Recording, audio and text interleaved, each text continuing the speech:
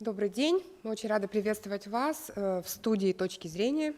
«Точка зрения» — это место, где каждый гость может выразить свою позицию по тому или иному вопросу, по тому или иному явлению, которое происходит у нас в Республике Саха-Якутия. Мы продолжаем серию выпусков, которые посвящены году патриотизма и непосредственно указу главы Республики Саха-Якутия о «Мы – будущее России», проект, который стартует в этом году. У нас в гостях сегодня человек, без которого точно не будет реализован этот проект, человек, от которого зависит очень многое.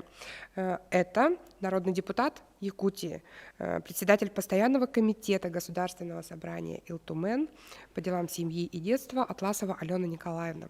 Алена Николаевна, в год патриотизма не могу себе отказать в удовольствии, не задав вам вопрос. Какое понятие вы вкладываете в этот термин «патриотизм»? Что это для вас? Патриотизм, в наше время, когда мы росли в школе, уже начиналась политика такая, что мы росли патриотами своей страны. Да. Сначала становились октябрятами, пионерами, комсомольцами. И действительно политика идеологическая очень сильно велась.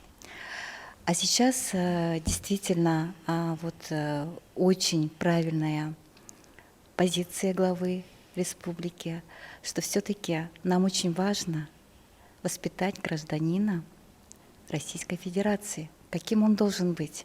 Конечно, он должен быть патриотом. И своим указом глава обозначил, что это приоритетная цель государственной политики нашей республики. Соответственно, каким должен быть гражданин? Конечно, он должен быть гармонично развитым. Он должен быть ответственным за свою семью, республику, страну. И, конечно, мы все должны работать в этом направлении.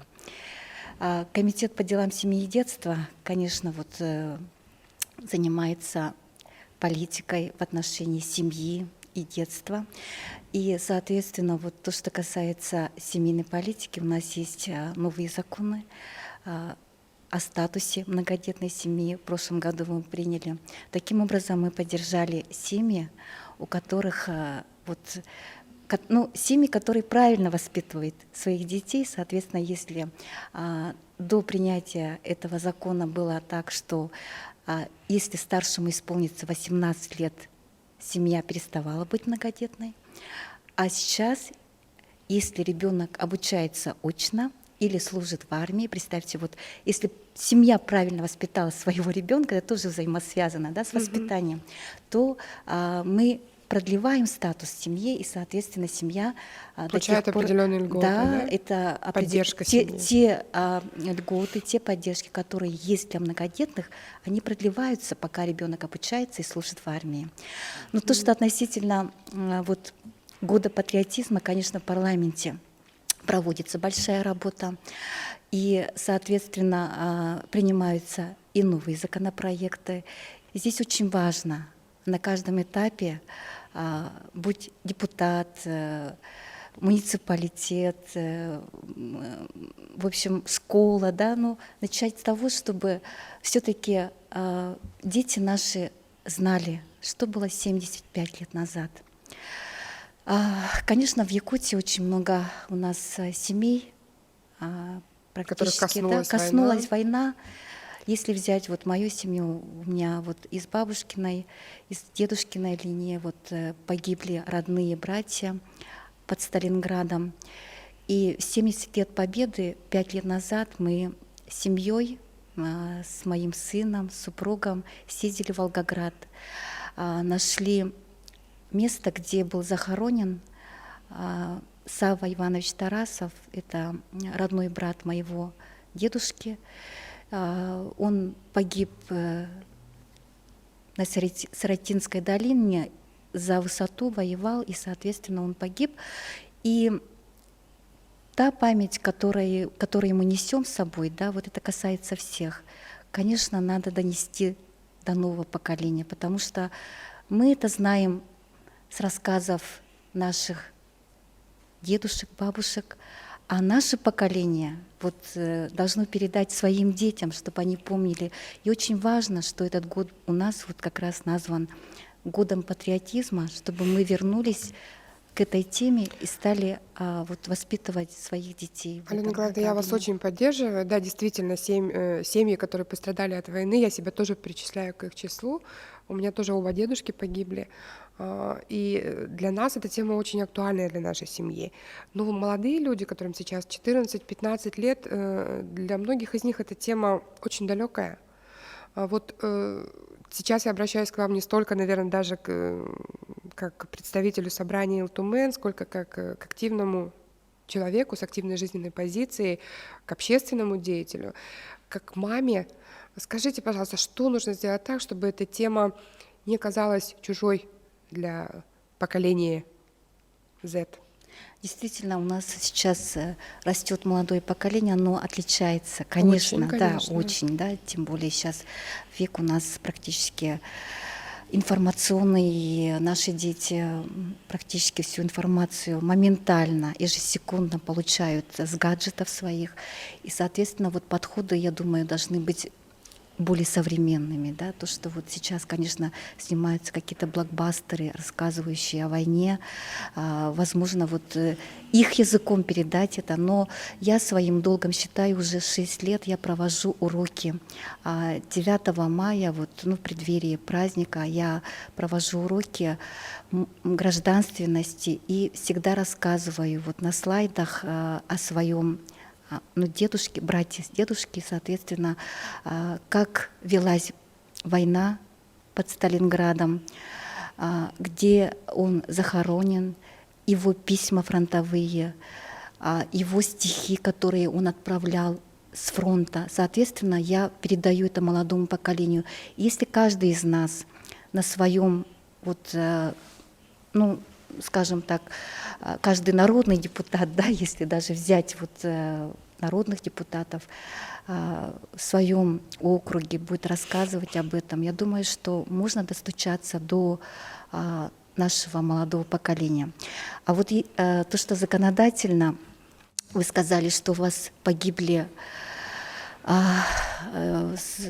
дедушки, да, соответственно, это говорит о том, что вот все-таки это были молодые люди, которые должны были вернуться на родину и развивать ее. Соответственно, они остались на поле битвы. И сейчас вот парламент сделал новый законопроект, который будет рассмотрен в ближайшем парламентском заседании на сессии. Он о социальной поддержке детей войны, тех, которые родились во время войны. Таким образом, он То есть это наши родители, скажем так. Да, условно. родители, которые родились до 31 декабря 1945 года, то есть у которых родитель погиб на войне. Соответственно, мы расширяем круг получателей льгот под дети войны. Соответственно, если их было по расчетам, вот, ну, по статистике прошлого года 12 500, то сейчас вот будет 887 льготополучателей, которые расширяются. Соответственно, если раньше это считалось сентябрем, то сейчас будет считаться декабрем. Алена Николаевна, ну я так понимаю, что этот приоритет отдан региону, и каждый регион у себя вот этот законопроект о детях войны разрабатывает сам и определяет тот перечень льгот, которые могут быть востребованы в регионе. Понятно. Спасибо большое. Ну и возвращаясь к нашему указу главы по поводу проекта «Мы будущее России», вот из него цитата: «Государственному собранию Илтумен Республики Саха-Якутия предусмотреть в своей деятельности совершенствование законодательства Республики Саха-Якутия в области духовно-нравственного и патриотического воспитания детей и молодежи». Вот такая формулировка. Что в перспективе планируется в Илтумен? Какие направления? Если говорить о действующих законах, у нас с 1998 года работает закон о государственной молодежной политике, где в статье 15 уже прописано вот духовно-нравственное, гражданско-патриотическое воспитание молодежи, уже прописано, да. Что будем совершенствовать? Но я считаю, что все-таки назрело и, безусловно, необходимо сейчас разработать новый законопроект о патриотическом воспитании в Республике Саха-Якутия. Сейчас мы на стадии изучения, поскольку ряд регионов приняли такие законы. И, соответственно, сейчас мы смотрим, как же сделать так, чтобы этот закон не просто был вот рамочный, да, а работал.